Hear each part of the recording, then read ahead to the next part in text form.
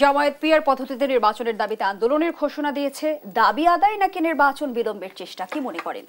শোনেন, এগুলো হচ্ছে না, যত গর্জে তত বর্ষে না। এখন আন্দোলন করে দেশের মধ্যে আবার একটা কেউ অরাজক পরিস্থিতি সৃষ্টি করবে। তারা নিজেরাই বলছে যে দেশে নির্বাচনের পরিবেশ নাই, আইনশৃঙ্খলা পরিস্থিতি অবনতি। যারা নির্বাচন চায় না তারা এইসব কথা বেশি বেশি বলে। আমরা বলছি যতটুকু আছে সেটাকে আরও কিভাবে উচ্চমানের করা যায় সেটা করেন সবাই মিলে। আর নির্বাচনের যখন সুনির্দিষ্ট একটা তারিখ বা সময় ঘোষণা করা হয়েছে, এখন কেন আমরা এইসব প্রশ্ন তুলে নির্বাচনটাকে প্রশ্নবিদ্ধ করার জন্য চেষ্টা করতেছি? এবং কারা করতেছি? যারা বিগত আন্দোলনে ছিল। তো তারা নির্বাচন ছাড়া আমাদের সামনে কি আর কোনো পথ আছে? কীভাবে শান্তিপূর্ণভাবে ক্ষমতা হস্তান্তর হবে? বর্তমান সরকার নির্বাচিত একটি নতুন সরকারের হাতে ক্ষমতা হস্তান্তর করবে সম্মানজনকভাবে।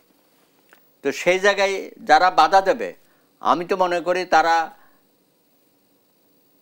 ওই বাইরে বসে যারা কাজ করতেছে, দিল্লিতে বসে, কলকাতায় বসে, লন্ডনে বসে, কারা কাজ করছে? পতিত স্বৈরাচারের দোসররা যারা পালিয়ে গেছে, মন্ত্রীরা পালিয়ে গেছে, 300-350 এমপি পালিয়ে গেছে, অনেকেই চলে গেছে। তাদের সাথে জামায়াতের আন্দোলনের কোনো এখন তো সম্পর্ক দেখি যে আছে ওটা কি? মিল হয়ে যাচ্ছে। ওরাও তো এখানে দেশের মধ্যে একটা অরাজকতা সৃষ্টি করতে চায় যে কোনো ইস্যুতে, এবং ওখানে মধ্যবর্তী উনি বসে টেলিফোনে নানা রকম নির্দেশনা দিচ্ছে, এবং সেটার কিছু অবস্থান তো আমরা গোপালগঞ্জেও দেখলাম, বা আরও অন্যান্য জায়গায় হতে পারে বিভিন্ন ইস্যু নিয়ে। সুতরাং এই সময়ে এসে এখন যদি আমরা বলি বর্তমান সরকারের ক্ষমতার অংশীদারিত্ব সবচেয়ে বেশি হয়েছে জামাত। এই জামাত অনেকগুলো ব্যাংক ইতিমধ্যে তাদের কন্ট্রোলে নিয়ে নিয়েছে। তাহলে আপনি আর্থিক খাতে জামাত একটা বড় অংশীদার হয়ে গেছে। এমনকি তারা শিক্ষা ব্যবস্থায় বিভিন্ন প্রতিষ্ঠানে জামাতপন্থী লোকজন, সেখানে ভিসি থেকে শুরু করে অনেকেই নিয়োগপ্রাপ্ত হয়েছে। প্রশাসনের মধ্যে তারা নানানভাবে নানান জায়গায় কাজ করছে। এমনকি ডিসি টিওনোর অফিসে বসে আমাদের জামাতের নেতৃবৃন্দ তাদের বিভিন্ন রকমের পরিকল্পনা অনুযায়ী কাজ করাচ্ছে, এবং যদি ঠিকমতো কাজ না করে তাদের নেতাদের বয়ান অনুযায়ী, তাহলে তারা হুমকিও দেয় যে তাদের বিরুদ্ধে ব্যবস্থা নেওয়া হবে। কিন্তু অ্যাডভোকেট সুব্রত চৌধুরী, একটু জানতে চাই, আপনি বলছিলেন যে ক্ষমতার সবচেয়ে বড় অংশীদার জামায়াত বর্তমান সরকারের, সেটি আসলে কিভাবে? জামায়াত কি ছায়া সরকার? বাকি রাজনৈতিক দলগুলো জেনেও কেন নিশ্চুপ? না না, নিশ্চুপ না মানে তারা তো খুবই সুচতুরভাবে সব জায়গায় ঢুকে যাচ্ছে। আমি যদি বলি বিচার বিভাগে আসেন, সারা বাংলাদেশে যে জিপি পিপি নিয়োগ হয়েছে সেখানে আমরা হিসাব করে দেখলাম অধিকাংশ জেলায় জামাতের লোকজন তারা নিয়োগ পেয়েছে। উচ্চ আদালতে, আমাদের সুপ্রিম কোর্ট, হাইকোর্টে আমাদের জামাতের বন্ধুরা ডিএজি এআইজি হয়ে গেছে। আমি তো ক্ষমতা বলে সেটাই তো, তারা ক্ষমতায় না থেকে বর্তমান সরকারের যেভাবে ক্ষমতার ভাগিদার হয়েছে, অংশীদারিত্ব হয়েছে, তারা তো চাইবে যে নির্বাচনটা না হোক বা দূরবর্তী পর্যায়ে হোক, যেটা এনসিপিও চায়। তারাও তো ক্ষমতার ভাগিদার, অংশীদার। হ্যাঁ, এনসিপি তো খুব কম জায়গায় ভাগিদার, কিন্তু অধিকাংশ ক্ষেত্রে আমরা দেখতে পাই দৃশ্যমান যেটা সেটা তারা।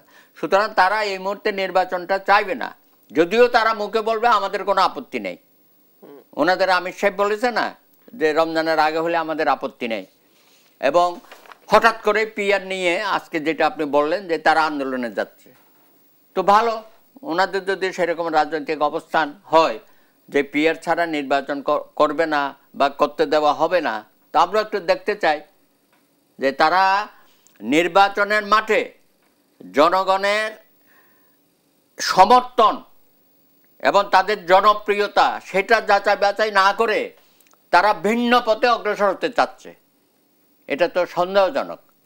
তাইলে বাংলাদেশ গত 16 বছর আমরা যে দুঃখ কষ্টের মধ্যে ছিলাম, বিএনপি সহ বিরোধী দলীয় রাজনৈতিক নেতাকর্মীরা যে দুঃসহ জীবনযাপন করেছে, আমাদেরকে কি আবার সেই পথে ঠেলে দেবেন? আপনি আন্দোলন যাওয়ার অর্থটাই হচ্ছে যারা নির্বাচনের পক্ষে থাকবে তাদের বিরুদ্ধে আন্দোলন করবেন। এই সরকার তো কোনো দলীয় সরকার না, এটা একটা তত্ত্বাবধায়ক সরকার, নিরপেক্ষ সরকার, অন্তর্বর্তীকালীন সরকার। আপনারাও সমর্থন দিয়েছেন, সকলে মিলেই আমরা এটাকে সমর্থন দিয়েছি। সেই জায়গায় আপনি এখন নির্বাচনকে প্রশ্নবিদ্ধ করার জন্য যে ইস্যুগুলো সামনে আনছেন, এগুলো অগ্রহণযোগ্য।